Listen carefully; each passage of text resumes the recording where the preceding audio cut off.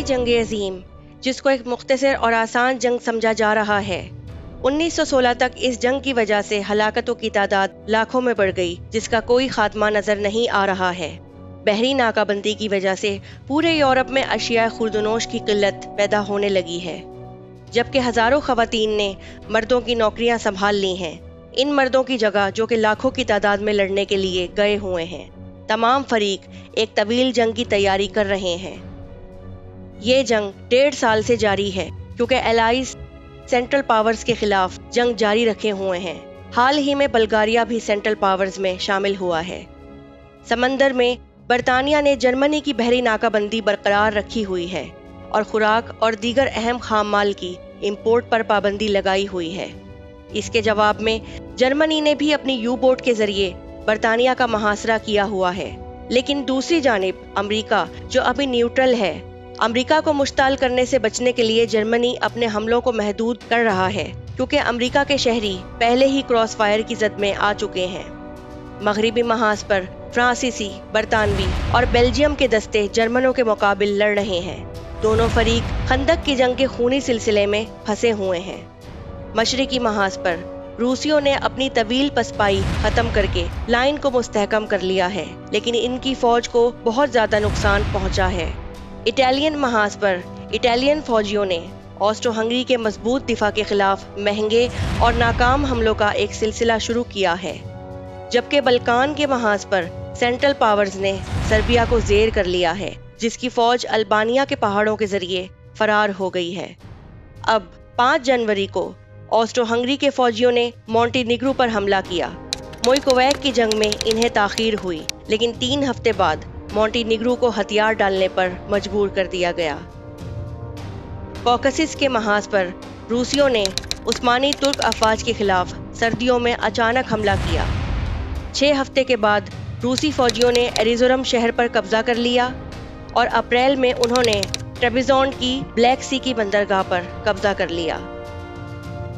इसी असना में बरतानिया ने 2 मोटर बोट्स को अफ्रीका की झील तांगनीका की तरफ भेजा।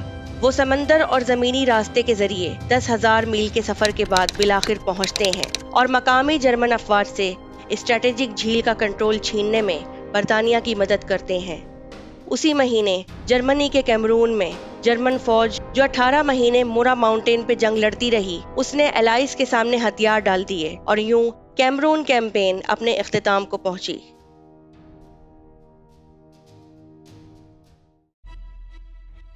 मगरिबी महाज पे जर्मन फौज ने एक बहुत जानलेवा हमला फ्रांस के इलाके वर्डा पे किया।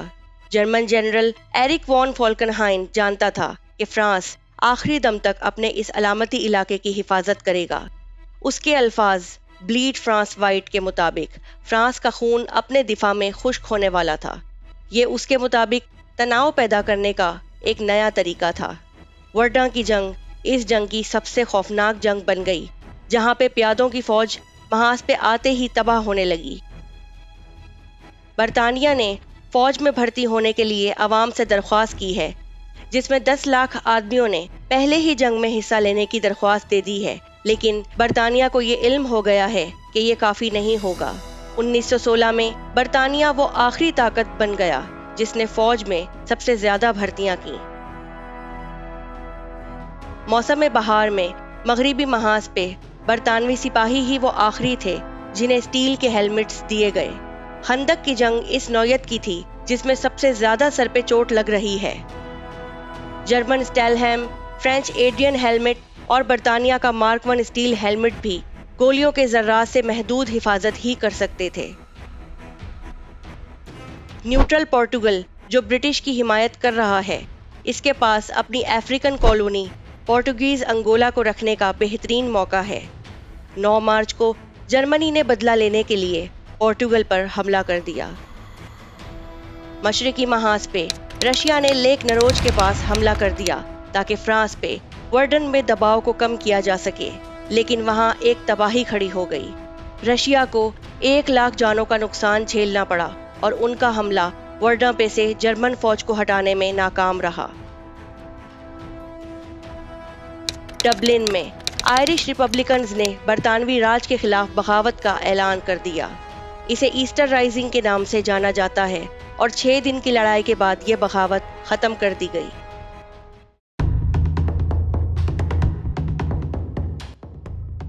مڈل ایسٹ میں 5 مہینے کی لڑائی کے بعد برطانوی فوج نے کٹ کے مقام پہ ہتھیار ڈال دیے۔ جنرل ٹانزینڈ 9000 برٹش اور انڈین فوجیوں کو قیدی بنانے کا سبب بنا اور ان میں سے آدھے بھوک پیاس اور بیماریوں سے مارے گئے۔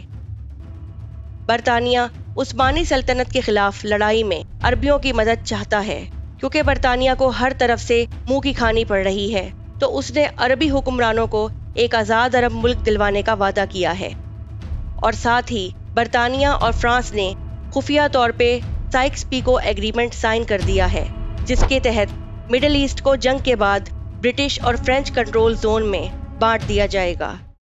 اس ڈیل کے مطابق مکہ کے شریف حسین بن علی کو نہیں بتایا گیا، اس نے عربیوں کو عثمانی ترک حکومت کے خلاف بغاوت پہ اکسا دیا۔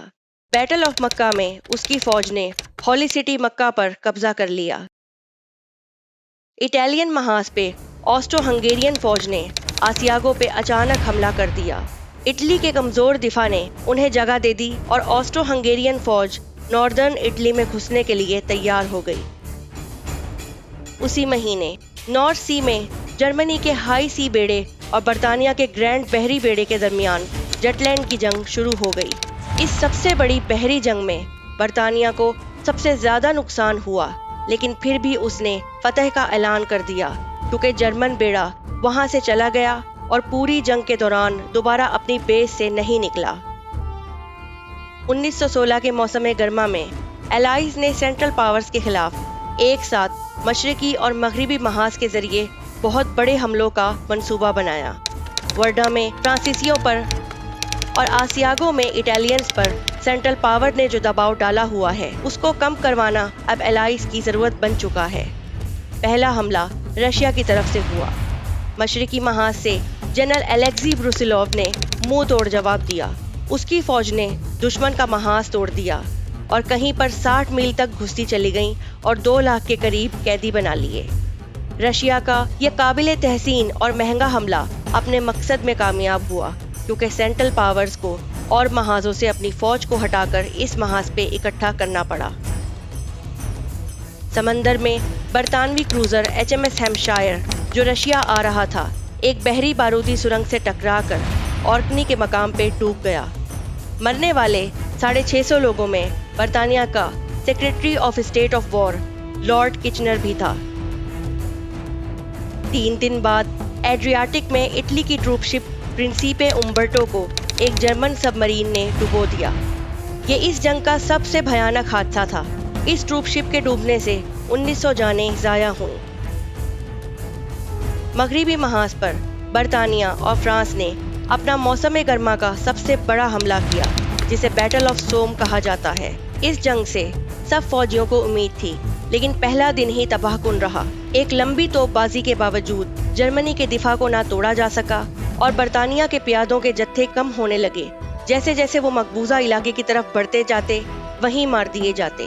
صرف چند گھنٹوں میں برطانیہ کے 57,000 فوجی مارے گئے، جو ان کی فوج کا 1/3 حصہ تھے۔ برطانیہ کے لیے یہ سب سے بھیانک دن تھا، لیکن اور حملوں کا حکم دیا گیا اور جنگ اگلے 5 مہینے جاری رہی۔ رشیا کے حملے کے بعد رومانیہ کو ہمت ملی اور وہ بھی الائز میں شامل ہو گیا، لیکن ٹرانسلوینیا میں داخل ہونے کے باوجود رومانیہ کو جرمن، بلگیرین اور آسٹرو ہنگیرین فوج کے جوابی حملے کا سامنا کرنا پڑا۔ سیلونیکا کی الائڈ فورس نے رومانیہ کی مدد کرنے کے لیے مونسٹیر کی طرف اپنا حملہ کیا۔ سربیا کی فوج کے سامنے ہونے کی وجہ سے ان کو فائدہ کم تھا، لیکن بلگیریا کی فوج نے انہیں مکمل طور پہ داخل ہونے سے روک دیا۔ مشرقی محاذ پہ جنرل وان فالکنہائن نے آخرکار ورڈا پہ حملے کو روک دیا۔ فرانس کی فوج نے اپنے کمانڈر جنرل نیویل سے کیے ہوئے وعدے ایلز نے پیسروں پا کو نبھایا، لیکن فتح کے لیے بہت بھاری قیمت چکانی پڑی۔ 3,60,000 فوجی مارے گئے۔ جرمنی کے بھی تقریباً اتنے ہی فوجی مارے گئے۔ ورڈا انسانی تاریخ کی سب سے خطرناک جنگ بن گیا۔ فالکنہائن کو ورڈا کی شکست کے بعد وہاں سے ہٹا دیا گیا اور مشرقی محاذ پہ جرمنی کے ہیروز وان ہنڈنبرگ اور لوڈنڈورف کو کمانڈ دے دی گئی۔ اسی دوران سوم کی لڑائی جاری رہی۔ فلرز کے گاؤں کے پاس برطانیہ نے ایک نیا ہتھیار متعارف کروایا جس پہ اسے یقین تھا کہ وہ خندقوں کو توڑ دے گا۔ اسے ٹینک کا نام دیا گیا۔ چند چھوٹی کامیابیوں کے باوجود وہ ٹینک تعداد میں تھوڑے تھے اور ان میں ٹیکنیکل فالٹ بھی موجود تھا۔ مشرقی محاذ پہ رشیا کا بروسیلوو حملہ اختتام پذیر ہوا۔ اموات کی شرح بہت زیادہ رہی اور دونوں اطراف بہت بھاری جانی نقصان ہوا۔ اس نقصان کی بھرپائی نہ تو رشیا اور نہ ہی آسٹرو ہنگیرین فوج سے ہو سکی۔ اٹالین محاذ پہ جنگ موسم خزاں تک چلتی رہی۔ اٹالین فوج مسلسل مہنگے اور یک کے بعد دیگرے حملے آسٹرو ہنگیرین فوج پہ آئسونزو ریور کے پاس کرتی رہی۔ سوم کی لڑائی خزاں کی بارش اور کیچڑوں سے گزر کر اپنے اختتام کو پہنچی۔ الائز 6 لاکھ جانوں کے ضیاع کے بعد صرف 10 میل تک ہی داخل ہو سکے۔ جرمنی کے جانی نقصان کی شرح 4,50,000 رہی۔ الائز نے انہیں یقین دلوایا کہ یہ ایک مثبت قدم ہے کیونکہ اس شرح پہ تو جرمنی کے پاس فوج ہی ختم ہو جائے گی۔ اسی دوران رومینیا کو شدید نقصان ہوا کیونکہ ان کے ملک میں سینٹرل پاورز داخل ہو گئے۔ رومینین فوج کو 2.5 لاکھ جانوں کا نقصان اٹھانا پڑا۔ اس کے باقی فوجی رشیا کے ساتھ مشرقی محاذ پہ لگ گئے۔ اسی سال موسم سرما میں فرانس جوزف جو 1848 سے آسٹریا کا حکمران تھا اس کی موت واقع ہو گئی۔ اس کی جگہ اس کے بھتیجے کے بیٹے کارل نے لے لی۔ برطانیہ میں پرائم منسٹر ہربرٹ ایسکویتھ کو کرسی سے اتار دیا گیا اور اس کی جگہ ڈیوڈ لائڈ جارج نے لے لی،